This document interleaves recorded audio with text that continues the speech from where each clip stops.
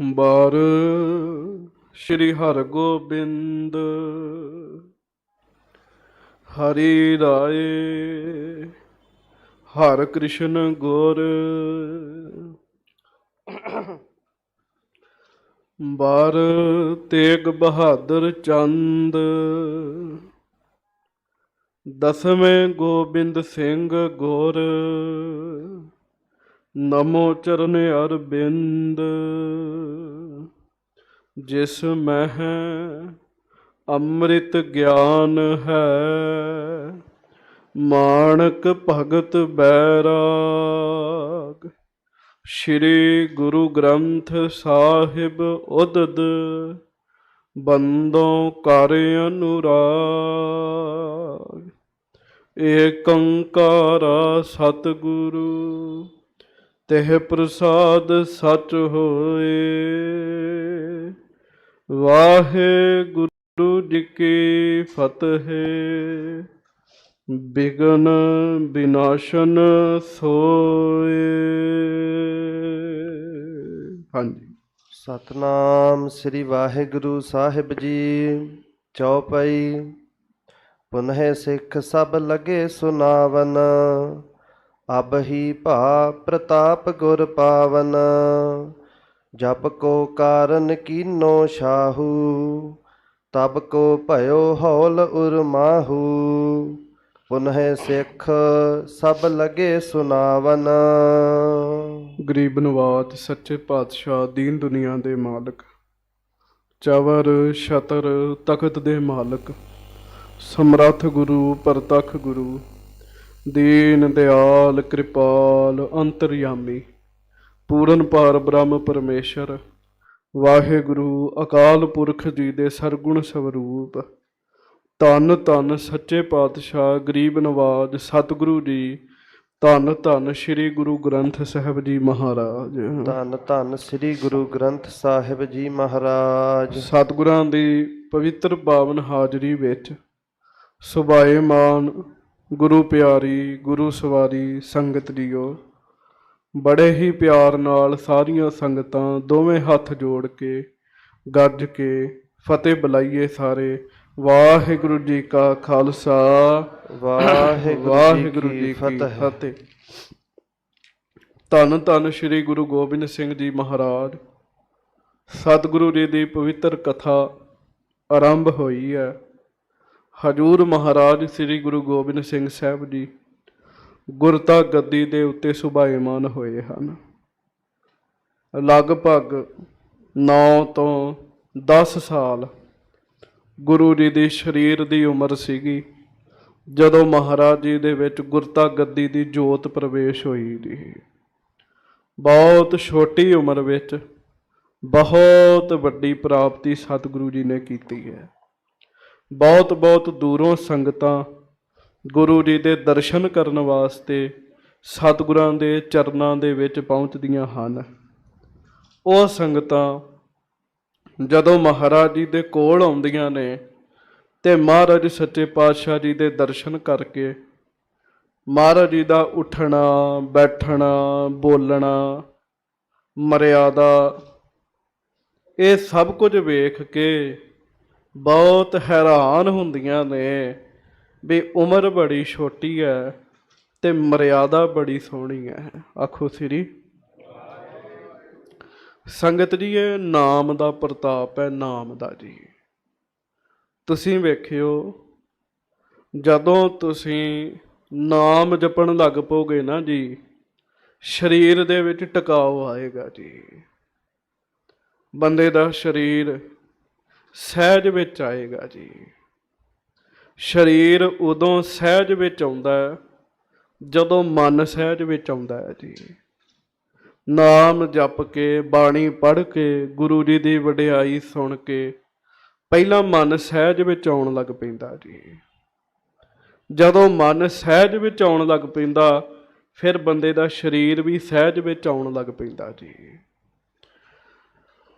ਮਹਾਰਾਜ ਵਿੱਚ ਤਾਂ ਜਿਹੜੀ ਜੋਤ ਹੈ ਉਹ ਜੋਤ ਬਹੁਤ ਵੱਡੀ ਹੈ। ਇਸ ਕਰਕੇ ਦਰਵਾਜ਼ਾ ਪੂਰਾ ਹੋਵੇ। ਇਸ ਕਰਕੇ ਲੋਕ ਆ ਕੇ ਵੇਖਦੇ ਵੀ ਉਮਰ ਬੜੀ ਛੋਟੀ ਹੈ ਪਰ ਸਹਿਜ ਬੜਾ ਹੈ। ਧੰਨ ਧੰਨ ਸ੍ਰੀ ਗੁਰੂ ਗੋਬਿੰਦ ਸਿੰਘ ਸਾਹਿਬ ਜੀ ਮਹਾਰਾਜ ਸਤਿਗੁਰੂ ਜੀ ਦੀਨ ਦੁਨੀਆ ਨੂੰ ਤਾਰ ਰਹੇ ਹਨ ਜੀ। ਮਹਾਰਾਜ ਸੱਚੇ ਪਾਤਸ਼ਾਹ ਜੀ ਦੇ ਕੋਲ ਚਾਰੇ ਦਿਸ਼ਾਵਾਂ ਤੋਂ ਉੱਤਰ ਦੱਖਣ ਪੂਰਬ ਪੱਛਮ ਤੋਂ ਸੰਗਤਾਂ ਆਉਂਦੀਆਂ ਨੇ। ਅਜੇ ਥੋੜੇ ਹੀ ਦਿਨ ਹੋਏ ਆ ਗੁਰੂ ਸਾਹਿਬ ਗੁਰਤਾ ਗੱਦੀ ਦੇ ਉੱਤੇ ਬੈਠੇ ਨੇ ਤੇ ਦਿੱਲੀ ਤੋਂ ਸੰਗਤ ਆਈ, ਦਿੱਲੀ ਤੋਂ ਜੀ। ਮਹਾਰਾਜ ਜੀ ਦੀ ਬੜੀ ਮਿਹਰ ਹੋਈ ਹੈ। ਮੈਂ ਕਈ ਵਾਰੀ ਸੋਚਦਾ ਵੀ ਜਿਹੋ ਜਿਹਾ ਪ੍ਰਸੰਗ ਚੱਲ ਰਿਹਾ ਹੋਵੇ ਉਹੋ ਜਿਹਾ ਮਾਹੌਲ ਬਣਦਾ ਜੀ। ਗੁਰੂ ਗੋਬਿੰਦ ਸਿੰਘ ਜੀ ਮਹਾਰਾਜ ਕੋਲ ਦਿੱਲੀ ਤੋਂ ਸੰਗਤ ਆਈ ਜੀ। ਹਾਂਜੀ, ਤੇ ਅੱਜ ਆਪਣੇ ਕੋਲ ਇੱਥੇ ਵੀ ਦਿੱਲੀ ਤੋਂ ਸੰਗਤ ਆ ਗਈ ਜੀ। ਭਾਈ ਅਮਨਦੀਪ ਸਿੰਘ ਜੀ, ਉਹਨਾਂ ਦੇ ਵੱਡੇ ਭਰਾ ਭਾਈ ਜਸਬੀਰ ਸਿੰਘ ਜੀ, ਸਾਰਾ ਪਰਿਵਾਰ ਦਿੱਲੀ ਤੋਂ ਆਇਆ ਜੀ।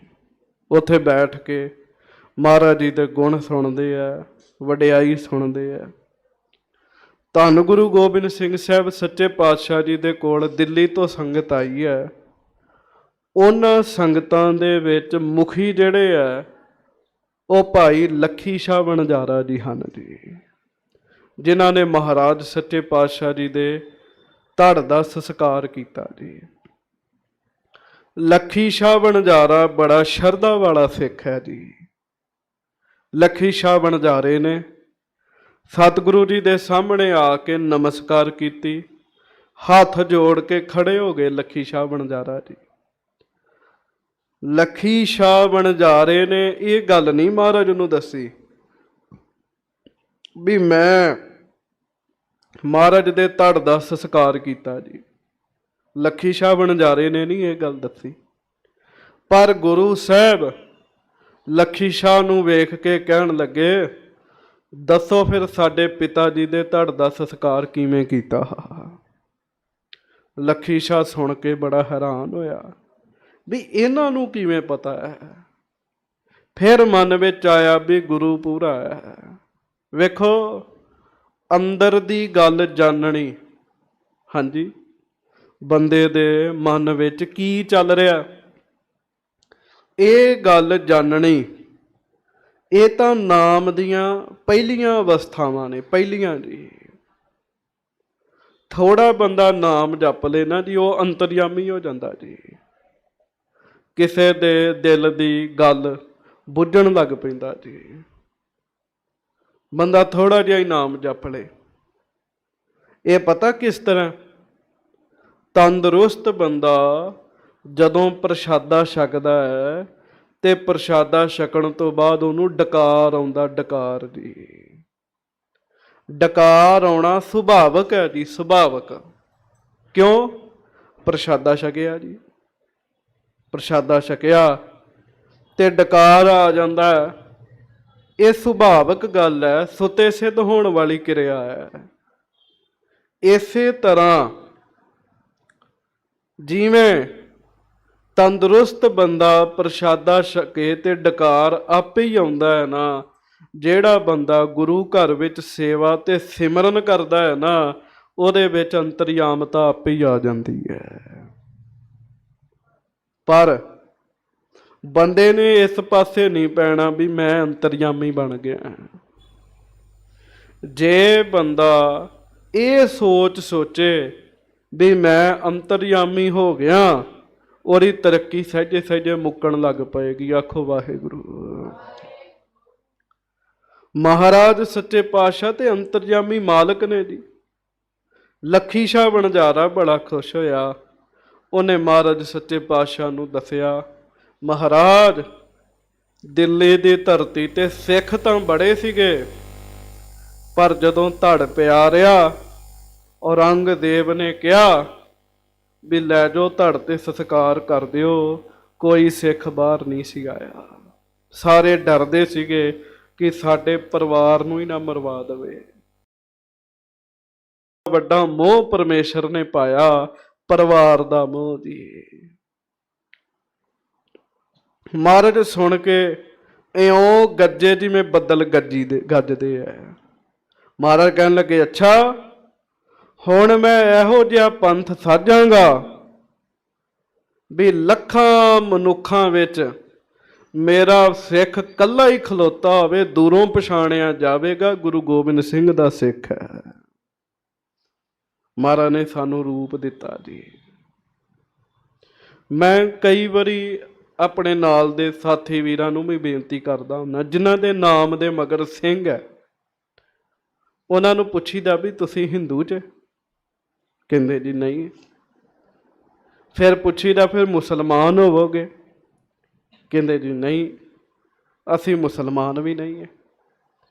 ਵੀ ਹਿੰਦੂ ਤੁਸੀਂ ਨਹੀਂ, ਈਸਾਈ ਤੁਸੀਂ ਨਹੀਂ, ਮੁਸਲਮਾਨ ਤੁਸੀਂ ਨਹੀਂ, ਸਿੱਖ ਵੀ ਨਹੀਂ ਕਿਸੇ ਬੰਨੋਂ ਲੱਗਦੇ, ਫਿਰ ਕੀ ਹੋ ਤੁਸੀਂ? ਬੰਦੇ ਨੂੰ ਵਿਚਾਰ ਕਰਨੀ ਚਾਹੀਦੀ ਵੀ ਫਿਰ ਮੈਂ ਹਾਂ ਕੀ। ਮਹਾਰਾਜ ਸੱਚੇ ਪਾਤਸ਼ਾਹ ਕਹਿਣ ਲੱਗੇ, ਮੈਂ ਇਹੋ ਜਿਹਾ ਸਿੱਖ ਬਣਾਉਣਾ ਜਿਹੜਾ ਲੱਖਾਂ 'ਚ ਖਲੋਤਾ ਪਛਾਣਿਆ ਜਾਵੇ। ਫਿਰ ਲੱਖੀ ਸ਼ਾਹ ਨੇ ਦੱਸਿਆ, ਮਹਾਰਾਜ ਸਤਿਗੁਰੂ ਜੀ ਦਾ ਸਤਿਕਾਰ ਕਰਕੇ 2 ਗਾਗਰਾਂ ਦੇ ਵਿੱਚ ਮੈਂ ਮਹਾਰਾਜ ਜੀ ਦੀ ਰਾਖ ਪਾਈ, ਅਸਤ ਪਾਏ, ਉਸ ਜਗ੍ਹਾ ਨੱਪ ਦਿੱਤੇ ਹੈ। ਮਹਾਰਾਜ ਕਹਿਣ ਲੱਗੇ, ਅੱਛਾ ਕੋਈ ਗੱਲ ਨਹੀਂ, ਉਸ ਜਗ੍ਹਾ ਦਾ ਪ੍ਰਤਾਪ ਬੜਾ ਵੱਧ ਜਾਏਗਾ। ਸਮਾਂ ਆਏਗਾ ਉੱਥੇ ਦੇਹੋਰਾ ਕਹਿੰਦੇ ਮੰਦਰ ਨੂੰ, ਉੱਥੇ ਮੰਦਰ ਬਣੇਗਾ, ਉੱਥੇ ਅਸਥਾਨ ਬਣੇਗਾ, ਵਧੀਆ ਬਾਜ਼ਾਰ ਬਣੇਗਾ। ਉਹ ਗੁਰਦੁਆਰਾ ਇਉਂ ਹੋਵੇਗਾ ਜਿਵੇਂ ਤੁਰਕਾਂ ਦੇ ਸਿਰ ਵਿੱਚ ਕਿੱਲ ਠੁੱਕ ਗਿਆ ਹੈ। ਕੱਲ ਵੀ ਬੇਨਤੀ ਕੀਤੀ ਸੀ, ਗੁਰਦੁਆਰਾ ਰਕਾਬਗੰਜ ਸਾਹਿਬ, ਗੁਰਦੁਆਰਾ ਸੀਸਗੰਜ ਸਾਹਿਬ, ਉਸ ਸਮੇਂ ਦੀ ਸਰਕਾਰ ਦੇ ਸਿਰ ਵਿੱਚ ਕਿੱਲ ਠੁੱਕੇ ਹੋਏ ਨੇ, ਸਮਝੋ। ਆਖੋ ਸ੍ਰੀ ਮਹਾਰਾਜ ਜੀ ਦੀ ਵਡਿਆਈ ਹੈ, ਸੱਚੇ ਪਾਤਸ਼ਾਹ ਜੀ ਦੀ। ਥੋੜੀ ਜੀ ਕਥਾ ਪਿੱਛੋਂ ਸ਼ੁਰੂ ਕਰਨ ਲੱਗਾ ਤਾਂ ਕਿ ਪ੍ਰਸੰਗ ਰਲ ਜਾਵੇ। ਹੁਣ ਅੱਗੋਂ ਮਹਾਰਾਜ ਸੱਚੇ ਪਾਤਸ਼ਾਹ ਜੀ ਕੀ ਕਰ ਰਹੇ ਆ, ਸੁਣੋ। ਆਨੰਦਪੁਰ ਸਾਹਿਬ ਜੀ ਦੀ ਧਰਤੀ ਤੇ ਸੁਰਤ ਲੈ ਕੇ ਚੱਲੋ। ਬਾਜਾਂ ਵਾਲੇ ਸਤਿਗੁਰੂ ਦੀ 10 ਸਾਲ ਦੀ ਉਮਰ ਹੈ ਜੀ। ਕਲਗੀ ਸਜਾਈ ਹੈ, ਸ਼ਸਤਰ ਸਜਾਏ ਹੈ, ਅਜੇ ਮੇਰੇ ਸਤਿਗੁਰੂ ਦੇ ਮੁਖ ਤੇ ਦਾੜਾ ਨਹੀਂ ਆਇਆ ਜੀ। ਲੱਖੀ ਸ਼ਾਹ ਬਣਜਾਰਾ ਤੇ ਦਿੱਲੀ ਦੀਆਂ ਸੰਗਤਾਂ ਹੱਥ ਜੋੜ ਕੇ ਸਤਿਗੁਰੂ ਜੀ ਦੇ ਸਾਹਮਣੇ ਬੈਠੇ ਨੇ ਜੀ। ਅੱਗੋਂ ਹੁਣ ਪ੍ਰਸੰਗ ਸਰਵਣ ਕਰੋ। ਸਾਰੀ ਸੰਗਤ ਗੱਜ ਕੇ ਆਖੋ ਜੀ, ਸਤਿਨਾਮ ਸ੍ਰੀ ਵਾਹਿਗੁਰੂ ਸਾਹਿਬ ਜੀ। ਚੌਪਈ। ਪੁਨਹ ਸਿੱਖ ਸਭ ਲਗੇ ਸੁਨਾਵਨ, ਅਬ ਹੀ ਭਾ ਪ੍ਰਤਾਪ ਗੁਰ ਪਾਵਨ। ਗੁਰੂ ਸਾਹਿਬ ਜੀ ਨੇ ਕਿਹਾ ਵੀ ਉਹਨਾਂ ਅਸਥਾਨਾਂ ਦਾ ਪ੍ਰਤਾਪ ਵੱਧ ਜਾਏਗਾ ਜਿੱਥੇ ਗੁਰੂ ਤੇਗ ਬਹਾਦਰ ਸਾਹਿਬ ਜੀ ਦੇ ਸੀਸ ਜੁਦਾ ਹੋਇਆ ਤੇ ਜਿੱਥੇ ਸੰਸਕਾਰ ਹੋਇਆ ਜੀ। ਤੇ ਦਿੱਲੀ ਦੇ ਸਿੱਖ ਹੱਥ ਜੋੜ ਕੇ ਸਤਿਗੁਰੂ ਜੀ ਨੂੰ ਕਹਿਣ ਲੱਗੇ, ਮਹਾਰਾਜ ਹੁਣੇ ਹੀ ਉਸ ਜਗ੍ਹਾ ਦਾ ਬੜਾ ਪ੍ਰਤਾਪ ਹੈ, ਹੁਣੇ ਹੀ ਉਸ ਜਗ੍ਹਾ ਨੂੰ ਲੋਕ ਨਮਸਕਾਰ ਕਰਦੇ ਆ। ਹਾਂਜੀ। ਜਬ ਕੋ ਕਾਰਨ ਕੀਨੋ ਸ਼ਾਹੂ, ਤਬ ਕੋ ਭਇਓ ਹੌਲ ਉਰਮਾਹੂ। ਤੇ ਮਹਾਰਾਜ ਜਦੋਂ ਦਾ ਗੁਰੂ ਸਾਹਿਬ ਜੀ ਨੂੰ ਸ਼ਹੀਦ ਕਰਵਾਇਆ, ਉਹਦੇ ਦਿਲ 'ਚ ਘਬਰਾਹਟ ਆਉਣ ਲੱਗ ਪਈ ਹੈ, ਹੌਲ ਪੈਣ ਲੱਗ ਪਏ ਆ। ਚੇਤਾ ਰੱਖਿਓ, ਇਹ ਬੰਦੇ ਦੇ ਪਾਪ ਕਰਮਾਂ ਕਰਕੇ ਹੁੰਦਾ ਜੀ। ਘਬਰਾਹਟਾਂ ਜਿਹੜੀਆਂ ਪੈਂਦੀਆਂ ਨਾ, ਮਾੜੇ ਕੰਮ ਕਰਕੇ ਪੈਂਦੀਆਂ ਜੀ। ਬੇਚੈਨੀ ਮਾੜੇ ਕੰਮ ਕਰਕੇ ਹੁੰਦੀ ਜੀ। ਵੇਖੋ, ਨਾਮ ਜਪੋ ਸਦਾ ਹੀ ਖੁਸ਼ੀਆਂ ਜੀ। ਮਹਾਰਾਜ ਜੀ ਗੁਰੂ ਗ੍ਰੰਥ ਸਾਹਿਬ ਜੀ ਕਹਿੰਦੇ ਆ, ਸਦ ਖੁਸ਼ੀਆਂ ਕੀਰਤਨ ਜਪ ਨਾਮ। ਆਖੋ ਵਾਹਿਗੁਰੂ ਵਾਹਿਗੁਰੂ। ਨਾਮ ਜਪਣ ਵਾਲੇ ਨੂੰ ਸਦਾ ਹੀ ਖੁਸ਼ੀਆਂ ਦੀ। ਹਾਂਜੀ। ਮਾੜਾ ਬੰਦਾ ਜਿਹੜਾ ਪਾਪ ਕਰਦਾ ਉਹਨੂੰ ਘਬਰਾਹਟਾਂ ਹੁੰਦੀਆਂ ਜੀ। ਕਹਿੰਦੇ ਜੀ ਉਹ ਰੰਗਜੇਬ ਨੂੰ ਮਹਾਰਾਜ ਉਦੋਂ ਦੇ ਹੌਲ ਪੈ ਰਹੇ ਆ। ਹਾਂਜੀ। ਏਕ ਨਿਸਾ ਮਹਿ ਸੋਇਓ ਘਰ ਮੈਂ। ਬਸ ਇੱਕੋ ਰਾਤ ਔਰੰਗਜ਼ੇਬ ਆਪਣੇ ਘਰ ਸੁੱਤਾ ਚ ਮਹਾਰਾਜ। ਹਾਂਜੀ। ਬਹੁਰ ਨ ਬਰਿਓ ਵਿਸਾਲ ਤਿਮਰ ਮੈਂ। ਫੇਰ ਕਦੀ ਰਾਤ ਨੂੰ ਆਪਣੇ ਘਰ ਨਹੀਂ ਗਿਆ। ਉਹਦਾ ਘਰ ਕਿਹੜਾ ਸੀ? ਲਾਲ ਕਿਲ੍ਹਾ ਜੀ। ਲਾਲ ਕਿਲ੍ਹੇ 'ਚ ਔਰੰਗਜ਼ੇਬ ਰਹਿੰਦਾ ਸੀਗਾ। ਹਾਂਜੀ। ਵਹਿਰ ਬਾਗ ਮੈਂ ਮੰਦਰ ਕੋਏ। ਸੱਚੇ ਪਾਤਸ਼ਾਹ ਬਾਗ ਦੇ ਵਿੱਚ ਇੱਕ ਸਥਾਨ ਹੈ, ਰਾਤ ਪਰੈ ਤਹ ਪਰ ਕੈ ਸੋਏ। ਉੱਥੇ ਜਾ ਕੇ ਪੈਂਦਾ ਹੈ, ਉੱਥੇ ਜਾ ਕੇ ਸੌਂਦਾ ਹੈ। ਔਰੰਗਜ਼ੇਬ ਆਪਣੇ ਘਰ ਨਹੀਂ ਸੌਂਦਾ। ਹਾਂਜੀ। ਏਕ ਥਾਨ ਨਿਸ ਦੁਤੀਏ ਨ ਸੋਵੈ। ਫਿਰ ਹੋਰ ਗੱਲ, ਜਿੱਥੇ ਇੱਕ ਥਾਂ ਤੇ ਸੌਂ ਜੇ ਨਾ, ਦੂਜੀ ਰਾਤ ਥਾਂ ਬਦਲਣੀ ਪੈਂਦੀ ਉਹਨੂੰ। ਹਾਂਜੀ। ਦੂਜੀ ਰਾਤ ਥਾਂ ਬਦਲਦਾ ਮਹਾਰਾਜ। ਹਾਂਜੀ। ਥਲ ਨਵੀਨ ਬਸ ਬੇਹਿਤ ਜੋਵੈ। ਹਰ ਰੋਜ਼ ਨਵੀਂ ਥਾਂ ਉੱਤੇ ਸੌਂਦਾ, ਨਵੀਂ ਥਾਂ ਉੱਤੇ। ਵੇਖੋ ਮਨਮੁਖ ਦਾ ਲੱਛਣ ਮਹਾਰਾਜ ਬਾਣੀ 'ਚ ਲਿਖਦੇ, ਅੰਤਰ ਚਿੰਤਾ ਨੀਂਦ ਨਾ ਸੋਵੈ। ਉਹ ਹਾਲ ਔਰੰਗਜ਼ੇਬ ਦਾ ਹੋਇਆ ਜੀ। ਐਡਾ ਵੱਡਾ ਮੁਲਕ ਦਾ ਬਾਦਸ਼ਾਹ, ਪਰ ਰਾਤ ਆਪਣੇ ਘਰ ਨਹੀਂ ਸੌਂ ਸਕਦਾ ਜੀ। ਵੇਖੋ ਹਰ ਬੰਦਾ ਚਾਹੁੰਦਾ ਮੈਂ ਰਾਤ ਆਪਣੇ ਘਰ ਪਹੁੰਚਾਂ ਤੇ ਆਪਣੇ ਘਰ ਸੌਵਾਂ ਜੀ। ਆਪਣੇ ਘਰ ਸੌਣ ਵਾਲੀ ਮੌਜ ਥੋੜੀ ਕਿਤੇ ਹੋਰ ਹੈਗੀ ਜੀ। ਜੋ ਬੰਦੇ ਨੇ ਆਪਣੇ ਘਰ ਸੌਣਾ, ਉਹ ਆਪਣੇ ਘਰ ਹੀ ਸੌਣਾ ਹੈ ਜੀ। ਔਰੰਗਜ਼ੇਬ ਬਾਦਸ਼ਾਹ ਹੋ ਕੇ ਵੀ ਆਪਣੇ ਘਰ ਨਹੀਂ ਸੀ ਸੌਂ ਸਕਦਾ ਜੀ। ਹਾਂਜੀ। ਦਿਨ ਪ੍ਰਥ ਉਦੇ ਦੁਰਗ ਮਹਿ ਬਰੈ। ਮਹਾਰਾਜ ਦਿਨ ਚੜੇ, ਜਦੋਂ ਸੂਰਜ ਉਦੇ ਹੁੰਦਾ ਉਦੋਂ ਕਿਲੇ ਵਿੱਚ ਆਉਂਦਾ ਸੱਚੇ ਪਾਤਸ਼ਾਹ। ਰਾਜ ਸਾਜ ਕੋ ਕਾਰਜ ਕਰੈ। ਫੇਰ ਆਪਣੇ ਰਾਜ ਭਾਗ ਦੇ ਕੰਮ ਕਰਦਾ ਨਰੰਗਾ। ਰਾਤ ਡਰਦਾ ਘਰ ਨਹੀਂ ਆਉਂਦਾ ਜੀ। ਵੇਖੋ ਬਾਹਰੋਂ ਡਰਦਾ ਹੋਇਆ ਬੰਦਾ ਆਪਣੇ ਘਰ ਆਉਂਦਾ ਜੀ। ਤੇ ਜਿਹਨੂੰ ਆਪਣੇ ਘਰ ਤੋਂ ਹੀ ਡਰ ਲੱਗਣ ਲੱਗ ਪਿਆ, ਉਹ ਜਾਏਗਾ ਕਿੱਥੇ? ਆਖੋ ਵਾਹਿਗੁਰੂ। ਇਹ ਪਾਪ ਹੈ ਜੀ, ਪਾਪ ਜੀ। ਪਾਪਾਂ ਕਰਕੇ ਆਪਣੇ ਘਰ ਨਹੀਂ ਸੌਂ ਸਕਦਾ ਜੀ। ਹਾਂਜੀ। ਪਰੈ ਜਾਮਨੀ ਨਿਕਸ ਸਿਧਾਰੈ। ਮਹਾਰਾਜ ਫਿਰ ਜਦੋਂ ਰਾਤ ਪੈਂਦੀ ਹੈ, ਉਦੋਂ ਆਪਣੇ ਘਰੋਂ ਫਿਰ ਚਲੇ ਜਾਂਦਾ ਸ਼ਾਮ ਨੂੰ। ਹਾਂਜੀ। ਸੁਪਤੈ ਆਨ ਥਾਨ ਡਰ ਧਾਰੈ। ਡਰਦਾ ਹੋਇਆ ਕਦੀ ਕਿਤੇ ਸੌਂਦਾ, ਕਦੇ ਕਿਤੇ ਸੌਂਦਾ। ਕੌਣ? ਜਿਹਦੇ ਨਾਮ ਤੋਂ ਲੋਕ ਡਰਦੇ ਸੀ, ਉਹ ਨਰੰਗਾ ਡਰਦਾ ਹੋਇਆ ਕਦੀ ਕਿਤੇ ਸੌਂਦਿਆ, ਕਦੀ ਕਿਤੇ ਸੌਂਦਿਆ ਜੀ। ਕਿਉਂ? ਗੁਰੂ ਕੇ ਸ਼ਹੀਦ ਸਿੱਖ ਉਹਨੂੰ ਸੌਣ ਨਹੀਂ ਸੀ ਦਿੰਦੇ ਜੀ। ਚੇਤਾ ਰੱਖਿਓ, ਨੀਂਦ ਨਾ ਆਵੇ ਤੇ ਬੰਦਾ ਪਾਗਲ ਹੋ ਜਾਂਦਾ ਜੀ। ਆਖੋ ਵਾਹਿਗੁਰੂ। ਨੀਂਦ ਵੀ ਵਾਹਿਗੁਰੂ ਦੀ ਦਾਤ ਹੈ ਜੀ। ਬਾਬਾ ਜੀ, ਬਾਬਾ ਠਾਕਰ ਸਿੰਘ ਜੀ ਨੂੰ ਭਾਈ ਚਮਕੌਰ ਸਿੰਘ ਜੀ ਬਰਿਆਰਾਂ ਵਾਲੇ ਕਹਿਣ ਲੱਗੇ, ਬਾਬਾ ਜੀ ਨੀਂਦ ਬੜੀ ਆਉਂਦੀ ਹੈ, ਆਸ਼ੀਰਵਾਦ ਦਿਓ, ਨੀਂਦ ਨਾ ਆਵੇ। ਉਹ ਕਹਿੰਦੇ, ਚਮਕੌਰ ਸਿਆਂ ਰੱਬ ਦਾ ਸ਼ੁਕਰ ਕਰਿਆ ਕਰ, ਲੋਕ ਗੋਲੀਆਂ ਖਾ ਕੇ ਸੌਂਦੇ ਤਾਂ ਵੀ ਨਹੀਂ ਆਉਂਦੀ। ਨੀਂਦ ਵੀ ਵਾਹਿਗੁਰੂ ਜੀ ਦਾ ਵਾਹਿਗੁਰੂ ਜੀ ਦੀ ਦਾਤ ਹੈ ਇੱਕ ਜੀ। ਇਹ ਸੌਂ ਨਹੀਂ ਸਕਦਾ ਮਹਾਰਾਜ। ਦਿੱਲੀ ਦੀਆਂ ਸੰਗਤਾਂ ਗੁਰੂ ਜੀ ਨੂੰ ਦੱਸ ਰਹੀਆਂ, ਮਹਾਰਾਜ ਬਾਜਾਂ ਵਾਲੇ ਸੁਣ ਰਹੇ ਨੇ ਜੀ। ਹਾਂਜੀ। ਜਾਨੀ ਪਰੈ ਚੜੈ ਕਿਤ ਦੇਸ਼। ਮਹਾਰਾਜ ਹੁਣ ਇਉਂ ਲੱਗਦਾ ਵੀ ਨਰੰਗੇ ਨੇ ਦਿੱਲੀ 'ਚ ਰਹਿਣਾ ਹੀ ਨਹੀਂ ਹੈ, ਕਿਸੇ ਹੋਰ ਪਾਸੇ ਜਾਣਾ ਚਾਹੁੰਦਾ ਹੈ ਉਹ। ਹਾਂਜੀ।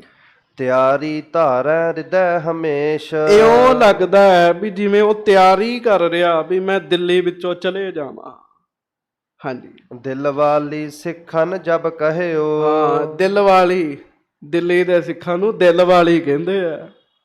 ਮਹਾਰਾਜ ਬਾਜਾਂ ਵਾਲੇ ਕਹਿੰਦੇ ਨਾ, ਦਿੱਲੀ ਕੇ ਦਿਲ ਵਾਲੀ ਤੇਰੀ ਆਗਿਆ ਮੈਂ ਚਲਤ ਹੈ।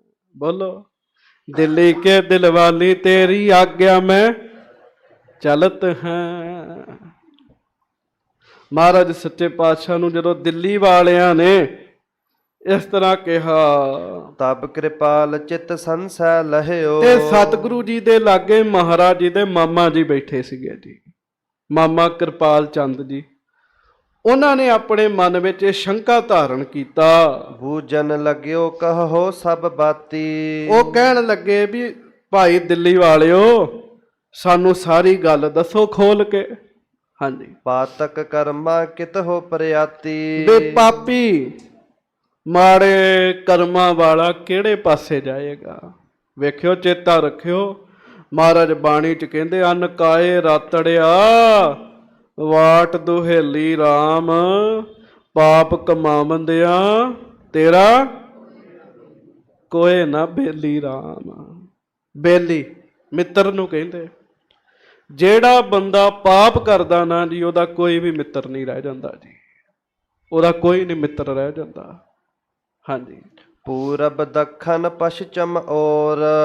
ਭਾਈ ਮਾਮਾ ਕਿਰਪਾਲ ਚੰਦ ਜੀ ਕਹਿੰਦੇ ਵੀ ਇਹ ਹੁਣ ਕਿੱਧਰ ਜਾਏਗਾ, ਪੂਰਬ ਵੱਲ, ਦੱਖਣ ਵੱਲ, ਪੱਛਮ ਵੱਲ। ਹਾਂਜੀ। ਕਾਜ ਜੰਗ ਕੋ ਭਾਕਿਤ ਜੋਰ। ਕਿੱਧਰ ਜਾ ਕੇ ਹਮਲਾ ਕਰੇਗਾ। ਹਾਂਜੀ। ਜਿਸ ਤੇ ਦੁਸ਼ਟ ਆਪ ਪ੍ਰਸਥਾਨੈ। ਜਿਹਦੇ ਨਾਲ ਦੁਸ਼ਟ ਦਿੱਲੀ ਚੋਂ ਬਾਹਰ ਜਾਏਗਾ, ਜਾਏਗਾ ਕਿੱਧਰ।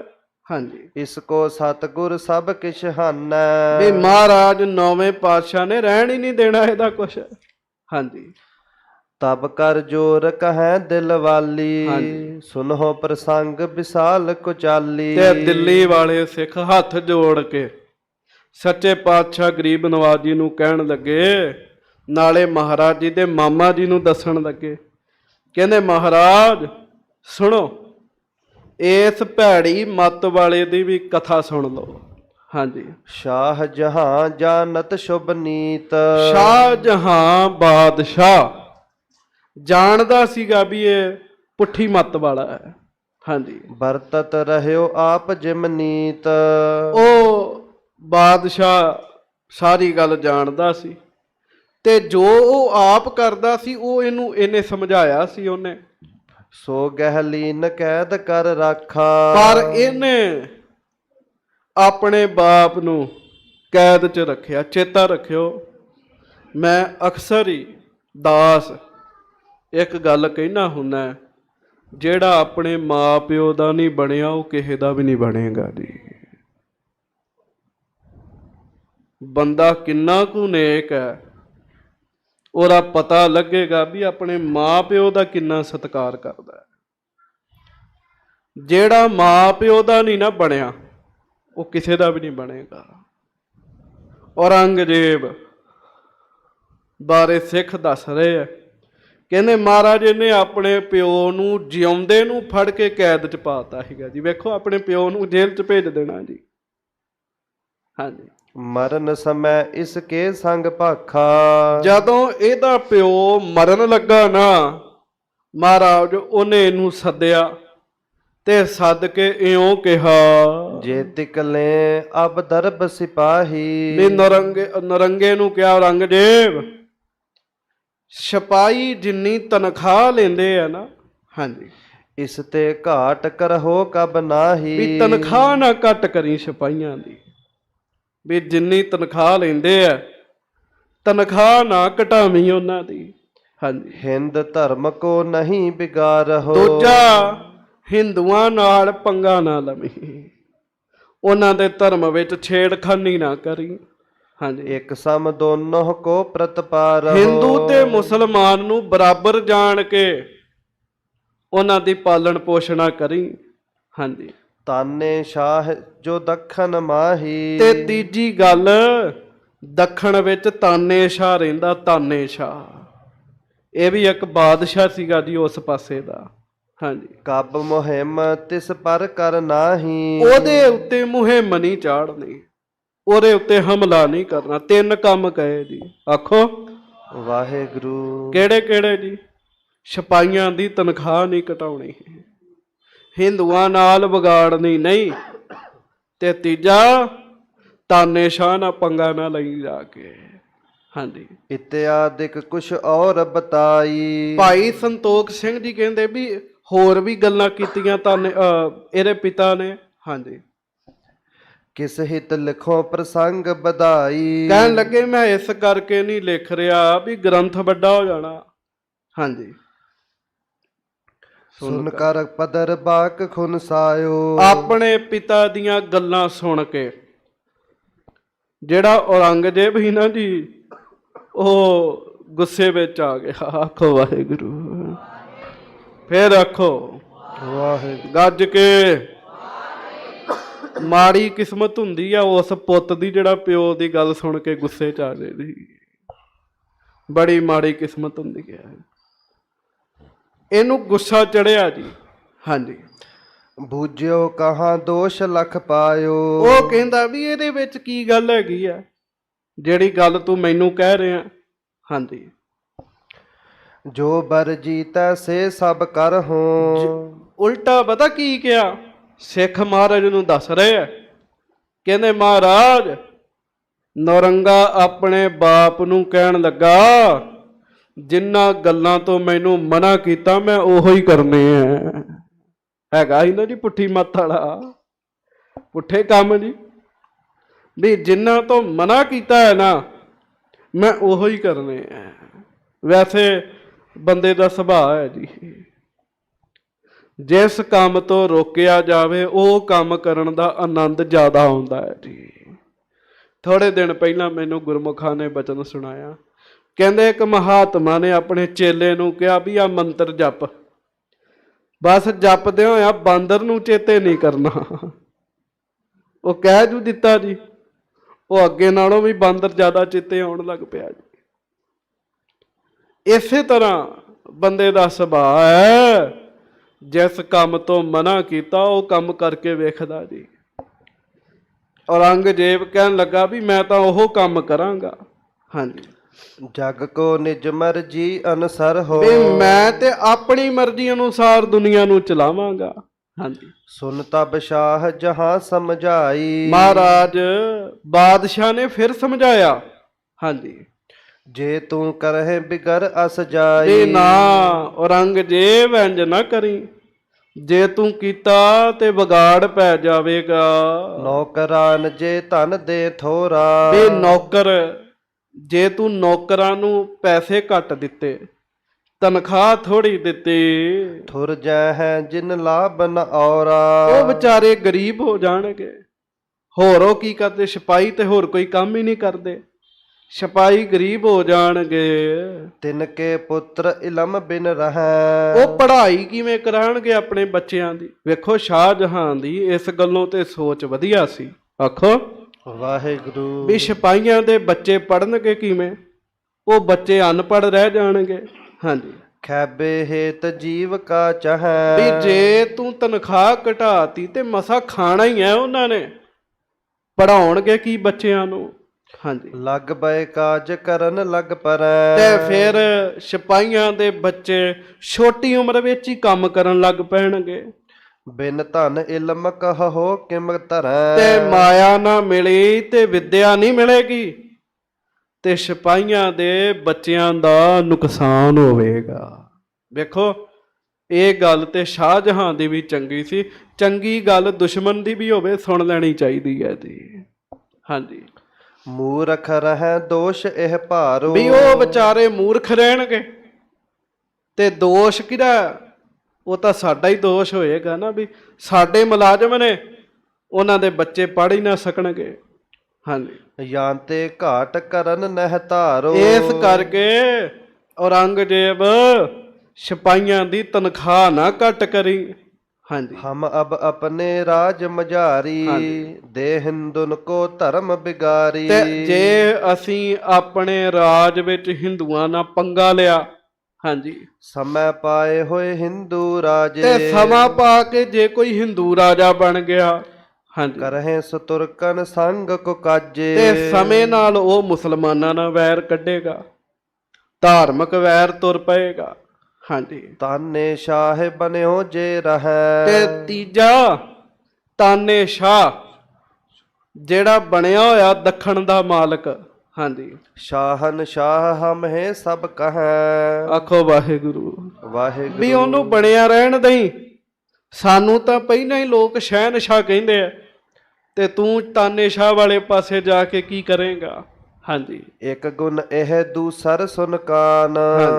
ਜੋ ਦੱਖਣ ਕੋ ਦੇਸ਼ ਮਹਾਨ। ਬਾਕੀ ਇੱਕ ਗੁਣ ਤਾਂ ਇਹ ਹੈ, ਦੂਜੀ ਗੱਲ ਹੋਰ ਸੁਣ ਲੈ, ਵੀ ਦੱਖਣ ਦਾ ਇਲਾਕਾ ਬੜਾ ਮਹਾਨ ਹੈ, ਉਹ ਇਲਾਕਾ ਬੜਾ ਵੱਡਾ ਹੈ। ਹਾਂਜੀ, ਤਿਤ ਹੀ ਰੋਕ ਰਕਹੇ ਦਲ ਸਾਰੇ। ਤੇ ਉਹਨੇ ਆਪਣੀ ਫੌਜ ਰੋਕੀ ਹੋਈ ਆ ਉਧਰ।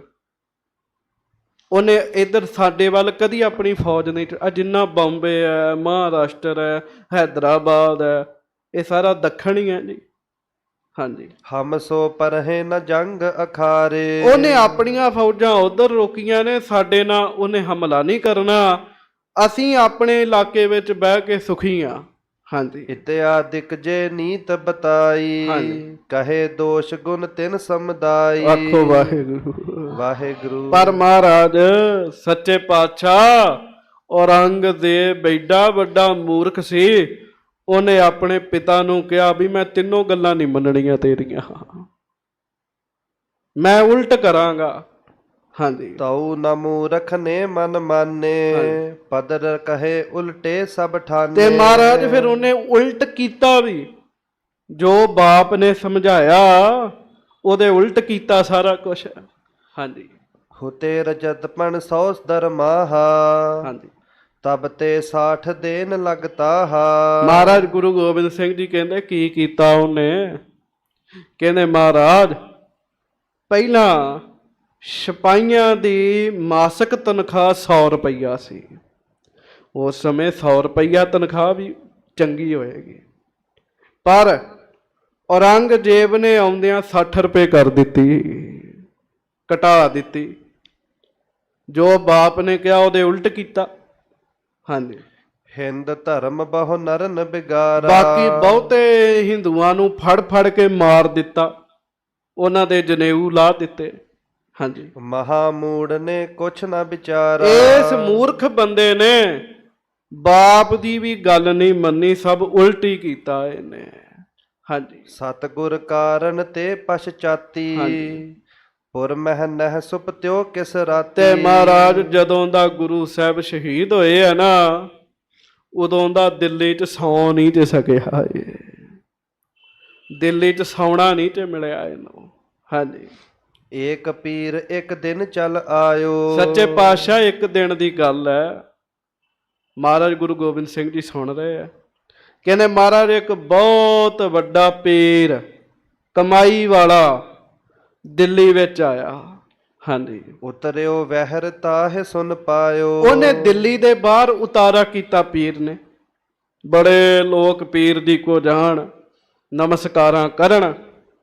ਮਹਾਰਾਜ ਇਹ ਬਾਦਸ਼ਾਹ ਨੂੰ ਵੀ ਪਤਾ ਲੱਗ ਗਿਆ ਵੀ ਪੀਰ ਆਇਆ ਬਹੁਤ ਵੱਡਾ। ਹਾਂਜੀ, ਮਿਲਨੇ ਹੇਤ ਨੌਰੰਗਾ ਗਇਓ। ਨੌਰੰਗਾ ਉਸ ਪੀਰ ਨੂੰ ਮਿਲਣ ਵਾਸਤੇ ਉਸ ਪੀਰ ਦੇ ਕੋਲ ਗਿਆ। ਹਾਂਜੀ, ਇੱਕ ਰਕੇਬ ਮੋਹਰਨ ਭਰ ਲਿਓ। ਤੇ ਇੱਕ ਰਕਾਬੀ ਮੋਹਰਾਂ ਦੀ ਭਰ ਲਈ। ਹਾਂਜੀ, ਦੁਤੀਏ ਬਿਖੈ ਜਵਾਹਰ ਪਾਏ। ਇੱਕ ਰਕਾਬੀ ਚੰਗੇ ਕੀਮਤੀ ਜਵਾਹਰਾਤਾਂ ਦੀ ਭਰ ਲਈ ਇਹਨੇ। ਹਾਂਜੀ, ਪੀਰ ਅਗਾਰੀ ਧਰੇ ਬਣਾਏ। ਤੇ ਸਭ ਬੰਦੇ ਰੋਕ ਕੇ ਨੌਰੰਗਾ ਆਪ ਕੱਲਾ ਉਸ ਪੀਰ ਦੇ ਕੋਲ ਗਿਆ। ਪੀਰ ਦੇ ਅੱਗੇ ਦੋਵੇਂ ਰਕਾਬੀਆਂ ਰੱਖੀਆਂ। ਹਾਂਜੀ, ਕਰ ਸਲਾਮ ਬੈਠਿਓ ਤਿਸ ਪਾਸ। ਪੀਰ ਨੇ ਵੀ ਵੇਖਿਆ ਵੀ ਬਾਦਸ਼ਾਹ ਆਇਆ, ਪੀਰ ਨੇ ਆਪਣੇ ਲਾਗੇ ਬਿਠਾ ਲਿਆ, ਸਲਾਮ ਕਰਕੇ ਇਹ ਲਾਗੇ ਬੈਠ ਗਿਆ। ਕਰਿਓ ਬਤਾਵਨ ਆਪਣੋ ਤਰਾਸ। ਤੇ ਮਹਾਰਾਜ ਫਿਰ ਨੌਰੰਗੇ ਨੇ ਆਪਣਾ ਡਰ ਪੀਰ ਨੂੰ ਦੱਸਿਆ। ਆਖੋ ਵਾਹਿਗੁਰੂ। ਵਾਹਿਗੁਰੂ। ਫਿਰ ਬੇਨਤੀ 'ਚ ਜਿੱਥੇ ਮਰਜ਼ੀ ਬੰਦਾ ਜਾਵੇ, ਕੋਸ਼ਿਸ਼ ਹੁੰਦੀ ਮੈਂ ਰਾਤ ਨੂੰ ਆਪਣੇ ਘਰ ਪਹੁੰਚਾਂ ਜੀ। ਤੇ ਔਰੰਗਜ਼ੇਬ ਕੀ ਕਰਦਾ ਸੀ? ਸਾਰੀ ਦਿਹਾੜੀ ਮਹਿਲ 'ਚ ਰਹਿੰਦਾ ਸੀ, ਰਾਤ ਡਰਦਾ ਆਪਣੇ ਘਰੋਂ ਚਲੇ ਜਾਂਦਾ ਸੀ ਕਿਤੇ ਹੋਰ ਸੌਵਾਂ ਜਾ ਕੇ। ਬੜੀ ਜ਼ਿੰਦਗੀ ਬਦਤਰ ਹੋ ਗਈ ਸੀ ਇਹਦੀ ਜੀ, ਬੜਾ ਦੁਖੀ ਸੀਗਾ। ਇਹਨੇ ਜਾ ਕੇ ਪੀਰ ਨੂੰ ਦੱਸਿਆ, ਪੀਰ ਜੀ ਜਦੋਂ ਮੈਂ ਸੌਣਾ ਆ ਨਾ ਰਾਤ ਆਪਣੇ ਘਰ, ਜੇ ਮੈਂ ਘਰ ਸੋਵਾਂ ਤੇ ਮੇਰਾ ਪਲੰਘਾ ਉੱਡ ਜਾਂਦਾ ਹਵਾ ਵਿੱਚ, ਤੇ ਪਲੰਘਾ ਪੁੱਠਾ ਹੋ ਜਾਂਦਾ ਤੇ ਮੈਂ ਧਰਤੀ ਤੇ ਡਿੱਗਦਾ ਆ। ਤੇ ਜੇ ਮੈਂ ਬਾਹਰ ਸੋਵਾਂ ਫਿਰ ਮੇਰਾ ਬਚਾਅ ਹੈ, ਘਰ ਸੋਵਾਂ ਤੇ ਪਲੰਘਾ ਪੁੱਠਾ ਹੋ ਜਾਂਦਾ। ਪੀਰ ਜੀ ਇਹ ਕੀ ਗੱਲ ਹੈ? ਹਾਂਜੀ, ਨਿਸਮਹਿ ਅੰਤਰ ਜਾਏ ਨ ਸੋਇਓ। ਵੀ ਰਾਤ ਨੂੰ ਮੈਂ ਆਪਣੇ ਘਰ ਸੌ ਨਹੀਂ ਸਕਦਾ ਜਾ ਕੇ। ਹਾਂਜੀ, ਤੁਮ ਬਿਨ ਅਪਰ ਨ ਪਾਸ ਬਗੋਇਓ। ਤੇ ਪੀਰ ਜੀ ਮੇਰੀ ਇੱਜ਼ਤ ਬੜੀ ਆ, ਗੱਲ ਵੀ ਮੈਂ ਤੁਹਾਨੂੰ ਦੱਸੀ ਹੈ। ਆਖੋ ਵਾਹਿਗੁਰੂ। ਵਾਹਿਗੁਰੂ। ਤੇ ਗੱਲ ਲੁਕੀ ਥੋੜੀ ਬਾਹਰ ਰਹਿੰਦੀ ਹੈ ਜੀ, ਗੱਲ ਬਾਹਰ ਆ ਜਾਂਦੀ ਹੈ, ਗੱਲ ਲੁਕੀ ਥੋੜੀ ਰਹਿੰਦੀ ਹੈ ਜੀ। ਉਹ ਸਿਪਾਹੀਆਂ ਨੂੰ ਵੀ ਪਤਾ ਸੀ ਵੀ ਔਰੰਗਜ਼ੇਬ ਡਰਦਾ ਨਹੀਂ ਸੌਂਦਾ ਘਰ ਆਪਣੇ। ਕਹਿੰਦਾ ਪੀਰ ਜੀ ਮੈਂ ਸਿਰਫ ਤੁਹਾਨੂੰ ਦੱਸਿਆ, ਗੁਪਤ ਰੂਪ ਵਿੱਚ ਕਰ ਰਿਹਾ ਹਾਂ ਗੱਲ। ਇਸ ਕੋ ਹੋਏ ਉਪਚਾਰ ਕੇ ਨਾਹੇ। ਹੁਣ ਦੱਸੋ ਵੀ ਕੋਈ ਇਲਾਜ ਦੱਸੋ, ਮੈਂ ਆਪਣੇ ਘਰ ਜਾ ਕੇ ਸੌਵਾਂ। ਹਾਂਜੀ। ਜਿਸ ਤੇ ਬਸਨ ਬਨਹੇ ਪੁਰ ਮਾਹੇ। ਵੀ ਮੈਂ ਵੀ ਆਪਣੇ ਨਗਰ ਵਿੱਚ ਜਾ ਕੇ ਆਪਣੇ ਘਰ ਵਿੱਚ ਸੌਵਾਂ, ਮੈਂ ਵੀ ਦੁਨੀਆ ਵਾਂਗੂ ਸੁੱਖ ਦਵਾਂ। ਹਾਂਜੀ। ਤੁਮ ਤੇ ਸਿਆਨੋ ਅਪਰ ਨ ਕੋਏ। ਮੈਂ ਸੁਣਿਆ ਪੀਰ ਜੀ ਤੁਸੀਂ ਬੜੇ ਵੱਡੇ ਸਿਆਣੇ ਹੋ, ਕਮਾਈ ਵਾਲੇ ਹੋ, ਵੱਡੇ ਪੀਰ ਹੋ ਤੁਸੀਂ, ਵੱਡੇ ਪੀਰ। ਹਾਂਜੀ। ਜਥਾ ਜੋਗ ਪਖਹੁ ਜਿਮ ਹੋਏ। ਹੁਣ ਮੈਨੂੰ ਕੋਈ ਰਸਤਾ ਦੱਸੋ, ਮੇਰਾ ਭਲਾ ਕਿਵੇਂ ਹੋਵੇ, ਮੈਂ ਆਪਣੇ ਘਰ ਸੌਵਾਂ ਕਿਵੇਂ। ਸੁਨਤ ਪੀਰ ਨੇ ਭਲੇ ਵਿਚਾਰਾ। ਆਖੋ ਵਾਹਿਗੁਰੂ। ਵਾਹਿਗੁਰੂ। ਪੀਰ ਨੇ ਸੋਚਿਆ ਵੀ ਇਹਦਾ ਭਲਾ ਕਰਦੇ ਆ ਮੈਂ। ਕੁਦਰਤੀ ਮੁਸਲਮਾਨ ਪੀਰ ਸੀ, ਨੌਰੰਗਾ ਵੀ ਮੁਸਲਮਾਨ ਹੈ, ਤੇ ਪੀਰ ਨੂੰ ਸੀ ਵੀ ਇਹਦਾ ਭਲਾ ਕਰ ਦਈਏ। ਮੇਰੇ ਕੋਲ ਆਇਆ। ਹਾਂਜੀ। ਨੇਤਰ ਮੂੰਦ ਕਉ ਤੱਕ ਪਿਖ ਸਾਰਾ। ਪੀਰ ਨੇ ਅੱਖਾਂ ਬੰਦ ਕੀਤੀਆਂ ਵੀ ਵੇਖੀਏ ਤੇ ਸਹੀ, ਇਹਦਾ ਪਲੰਗਾ ਤਾਂ ਕੌਣ ਡਾ ਕੇ ਇਹਨੂੰ ਥੱਲੇ ਸੁੱਟਦਾ, ਵੇਖੀਏ ਤੇ ਸਹੀ। ਉਹਨੇ ਅੱਖਾਂ ਬੰਦ ਕੀਤੀਆਂ ਜੀ, ਤੇ ਬੰਦ ਅੱਖਾਂ ਵਿੱਚ ਉਹਨੂੰ ਇੱਕ ਕੌਤਕ ਦਿਖਦਾ ਹੈ। ਮਤੀ ਦਾਸ ਜਿਨ ਬਿਗਨ ਪਸਾਰਾ। ਪੁਨ ਨਿਜ ਅਜਮਤ ਓਜ ਨਿਹਾਰਾ। ਵਾਹਿਗੁਰੂ। ਵਾਹਿਗੁਰੂ। ਉਹਨੇ ਵੇਖਿਆ ਜਿਸ ਸਿੱਖ ਦੇ ਇਹਨੇ 2 ਫਾੜ ਕਰਾਏ ਸੀਗੇ ਜੀ, ਭਾਈ ਸਾਹਿਬ ਭਾਈ ਮਤੀ ਦਾਸ ਜੀ ਦੇ ਜੀ, ਆਰੇ ਨਾਲ ਚੀਰ ਦਿੱਤਾ ਸੀ ਨਾ ਜੀ, ਉਹ ਭਾਈ ਮਤੀ ਦਾਸ ਗੁਰੂ ਦੇ ਸ਼ਹੀਦ ਸਿੱਖ ਨੇ, ਉਹ ਨਹੀਂ ਇਹਨੂੰ ਸੌਣ ਦੇਣਗੇ ਹੁਣ ਦਿੱਲੀ ਵਿੱਚ, ਉਹ ਨਹੀਂ ਸੌਣ ਦੇਣਗੇ ਇਹਨੂੰ। ਪੁਨ ਨਿਜ ਅਜਮਤ ਔਰ ਨਿਹਾਰਾ। ਵੀ ਇੱਕ ਬੰਨੇ ਤੋਂ ਉਹਨੇ ਗੁਰੂ ਦੇ ਸ਼ਹੀਦ ਸਿੱਖ ਦੀ ਤਾਕਤ ਵੇਖੀ ਸੀ, ਫਿਰ ਉਹਨੇ ਆਪਣੀ ਸ਼ਕਤੀ ਵੀ ਵੇਖੀ ਵੀ ਮੇਰੇ ਵਿੱਚ ਇੰਨੀ ਸ਼ਕਤੀ ਹੈਗੀ ਵੀ ਮੈਂ ਉਹਨੂੰ ਰੋਕ ਸਕਾਂ। ਆਖੋ ਵਾਹਿਗੁਰੂ। ਵਾਹਿਗੁਰੂ। ਤੇ ਮੈਂ ਗੁਰਮੁਖਾਂ ਤੋਂ ਸੁਣਿਆ ਵੀ ਉਹਦੇ ਵਿੱਚ ਆਪ ਵਿੱਚ ਤਾਂ ਇੰਨੀ ਸ਼ਕਤੀ ਨਹੀਂ ਸੀ, ਪਰ ਉਹਨੇ ਮੁਸਲਮਾਨ ਧਰਮ ਦੇ ਸਾਰੇ ਪੀਰਾਂ ਦੀ ਸ਼ਕਤੀ ਇਕੱਠੀ ਕਰਕੇ ਵੇਖੀ ਵੀ ਜਿੰਨੇ ਪੀਰ ਨੇ ਸਾਰਿਆਂ 'ਚ ਇੰਨੀ ਸ਼ਕਤੀ ਹੈ ਵੀ ਉਹ ਭਾਈ ਮਤੀ ਦਾਸ ਜੀ ਦੀ ਸ਼ਕਤੀ ਨੂੰ ਰੋਕ ਦੇਣ। ਆਖੋ ਵਾਹਿਗੁਰੂ। ਹਾਂਜੀ।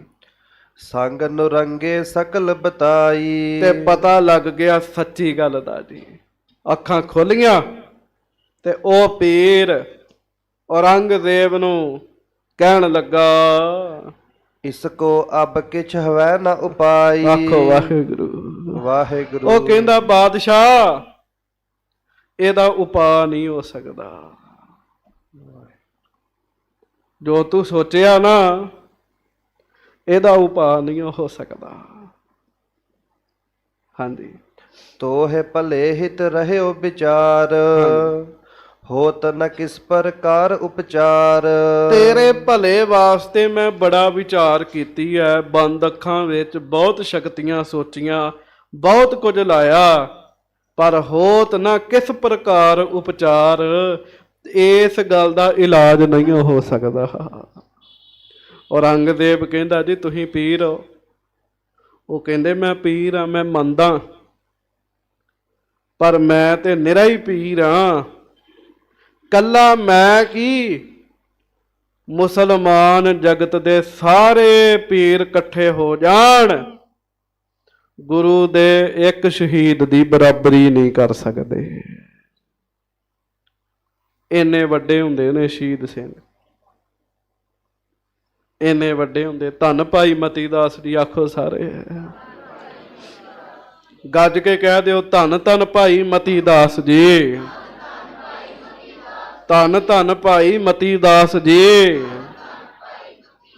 ਬੜਾ ਵੱਡਾ ਪੀਰ ਹੈ ਉਹ ਜੀ, ਬੜਾ ਵੱਡਾ ਪੀਰ ਹੈ, ਕਹਿੰਦਾ ਕਹਾਉਂਦਾ ਪੀਰ ਹੈ। ਉਹਨੇ ਆਪਣੀ ਤੇ ਨਾਲ ਦਿਆਂ ਦੀ ਸ਼ਕਤੀ ਵੀ ਇਕੱਠੀ ਕਰਕੇ ਵਿਚਾਰ ਕਰਕੇ ਹੱਥ ਖੜੇ ਕਰ ਦਿੱਤੇ ਵੀ ਭਾਈ ਮਤੀ ਦਾਸ ਜੀ ਦਾ ਮੁਕਾਬਲਾ ਨਹੀਂ ਹੋ ਸਕਦਾ। ਗੁਰੂ ਕੇ ਸ਼ਹੀਦਾਂ ਦੀ ਤਾਕਤ ਵੇਖੋ ਕਿੰਨੀ ਵੱਡੀ ਹੈ। ਐਵੇਂ ਥੋੜੀ ਮੇਲੇ ਲੱਗਦੇ ਜੀ।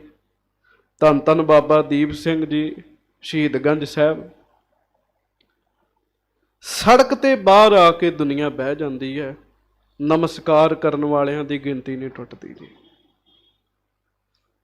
ਤੇ ਚੱਬੇ ਗੁਰਦੁਆਰਾ ਟਾਹਲਾ ਸਾਹਿਬ, ਬਾਬਾ ਦੀਪ ਸਿੰਘ ਜੀ ਮਹਾਰਾਜ ਜੀ ਦਾ ਸ਼ਹੀਦੀ ਅਸਥਾਨ, ਉੱਥੇ ਐਤਵਾਰ ਦੁਪਹਿਰ ਦੇ ਸਮੇਂ ਪੈਰ ਰੱਖਣ ਦੀ ਥਾਂ ਨਹੀਂ ਹੁੰਦੀ, ਇੰਨੀ ਸੰਗਤ ਹੁੰਦੀ ਹੈ ਜੀ।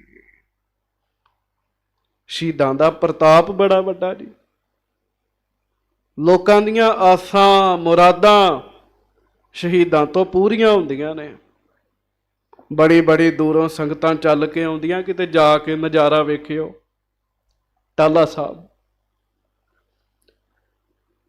ਇਸ ਕਰਕੇ ਉਹ ਪੀਰ ਨੇ ਹੱਥ ਖੜੇ ਕਰਤੇ। ਉਹ ਕਹਿੰਦਾ ਨਹੀਂ, ਇਹ ਕੰਮ ਨਹੀਂ ਹੋ ਸਕਦਾ। ਹਾਂਜੀ, ਵੱਡ ਅਪਰਾਧ ਕਮਾਵਨ ਕੀਨ, ਤੂੰ ਬਹੁਤ ਵੱਡਾ ਅਪਰਾਧ ਕੀਤਾ ਗੁਰੂ ਨੂੰ ਸ਼ਹੀਦ ਕਰਕੇ। ਹਾਂਜੀ, ਜਿਸ ਤੇ ਪੁਰੀ ਬਸਨ ਤੇ ਹੀਨ, ਹੁਣ ਤੈਨੂੰ ਉਹਨਾਂ ਨੇ ਦਿੱਲੀ 'ਚ ਨਹੀਂ ਉਹ ਰਹਿਣ ਦੇਣਾ। ਸਾਡੀਆਂ ਸ਼ਕਤੀਆਂ ਨਹੀਂ ਉਹ ਤੈਨੂੰ ਬਚਾ ਸਕਦੀਆਂ। ਹਾਂਜੀ, ਇਹ ਠਾਂ ਰਹੇ ਨਾ ਤੁਮ ਰਹਿ ਆਵੈ, ਜੇ ਤੂੰ ਇਸ ਥਾਂ ਰਹਿਣਾ ਚਾਹਵੇਂ ਤੇ ਤੈਨੂੰ ਸੌਣ ਨਹੀਂ ਉਹ ਦੇਣਾ ਉਹਨਾਂ ਨੇ।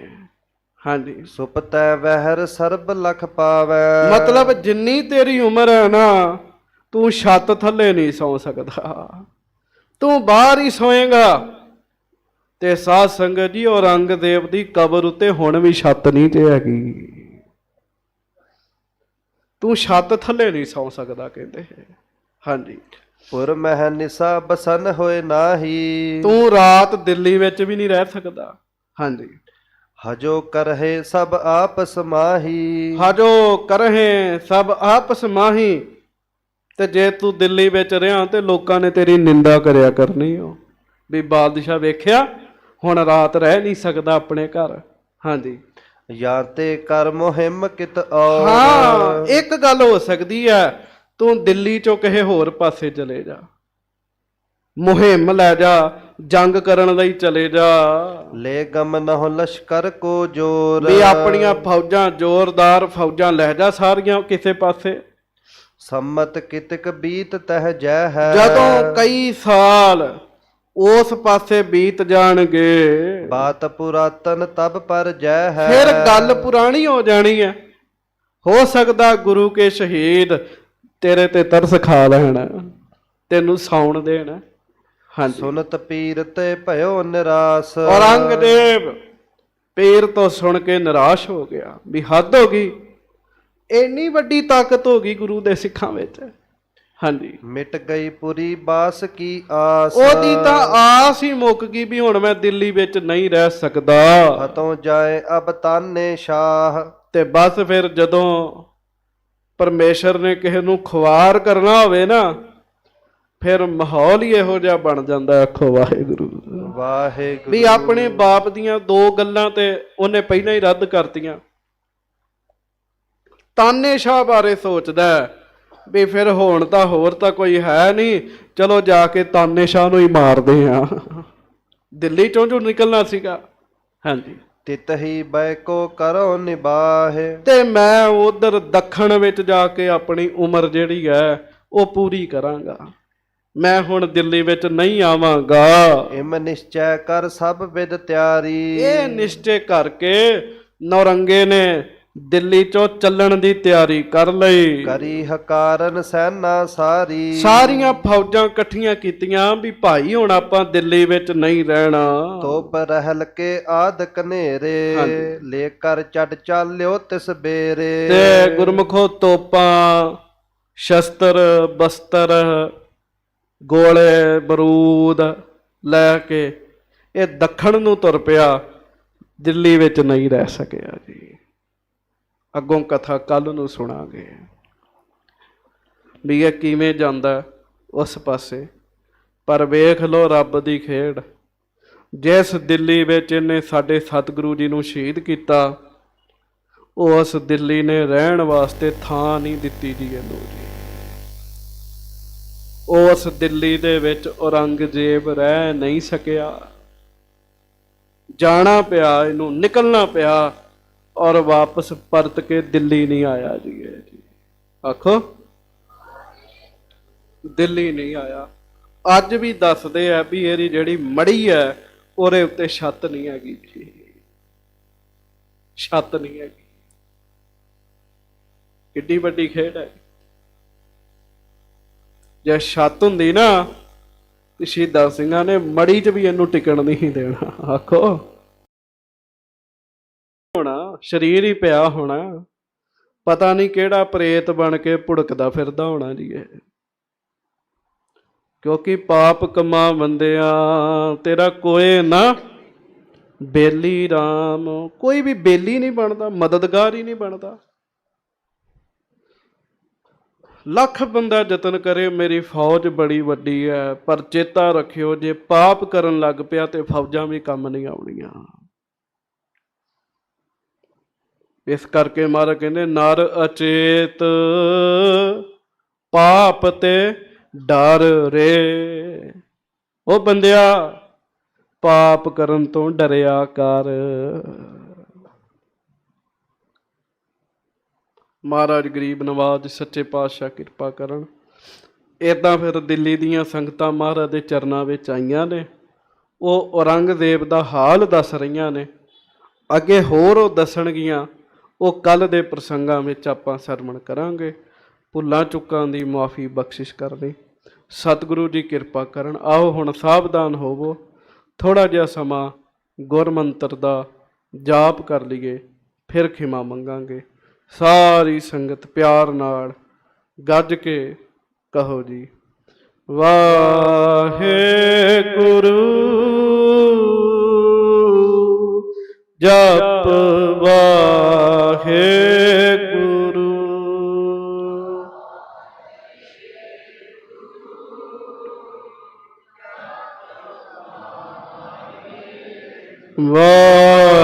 ਵਾਹਿਗੁਰੂ ਜਪ ਵਾਹਿਗੁਰੂ।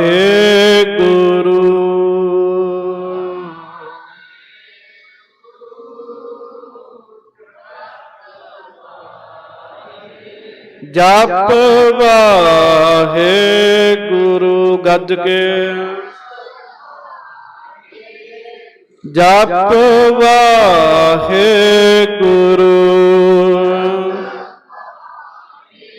ਜਪ ਵਾਹਿਗੁਰੂ।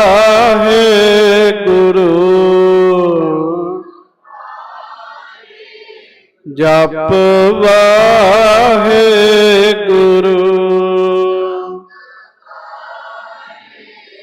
ਜਪ ਵਾਹਿਗੁਰੂ।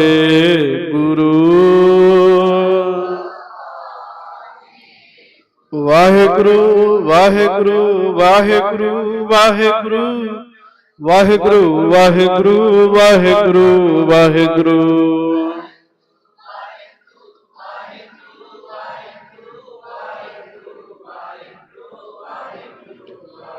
ਇੱਕ ਰਸ ਸਾਰੇ ਇਕੱਠੇ ਬੋਲੋ, ਇੱਕ ਰਸ। ਵਾਹਿਗੁਰੂ ਵਾਹਿਗੁਰੂ ਵਾਹਿਗੁਰੂ ਵਾਹਿਗੁਰੂ ਵਾਹਿਗੁਰੂ ਵਾਹਿਗੁਰੂ ਵਾਹਿਗੁਰੂ ਵਾਹਿਗੁਰੂ।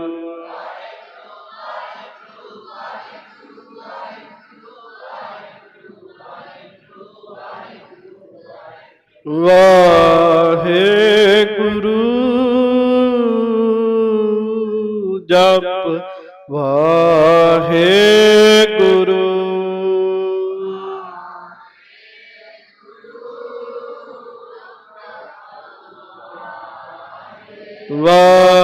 ਵਾਹਿਗੁਰੂ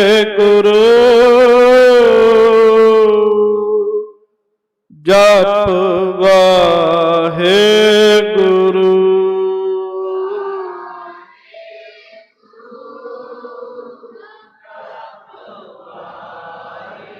ਜਪ ਵਾਹਿਗੁਰੂ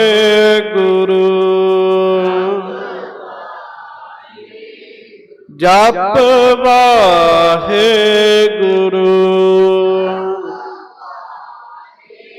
ਜਪ ਵਾਹਿਗੁਰੂ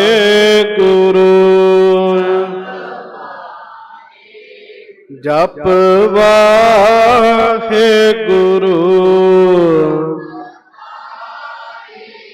ਜਪ ਵਾਹਿਗੁਰੂ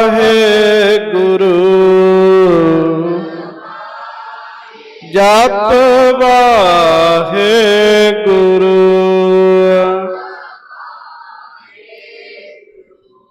ਗੁਰੂ ਜੀ ਮਿਹਰ ਕਰਨ, ਆਇਆ ਹੋਇਆ ਸਫਲਾ ਕਰਨ। ਸਭ ਨੂੰ ਜੀ ਆਇਆਂ ਨੂੰ ਭੁੱਲਾਂ ਦੀ ਮਾਫੀ ਬਖਸ਼ਿਸ਼ ਕਰਨੀ। ਗੱਜ ਕੇ ਫਤਿਹ ਬੁਲਾਈਏ ਜੀ। ਵਾਹਿਗੁਰੂ ਜੀ ਕਾ ਖਾਲਸਾ, ਵਾਹਿਗੁਰੂ ਜੀ ਕੀ ਫਤਿਹ।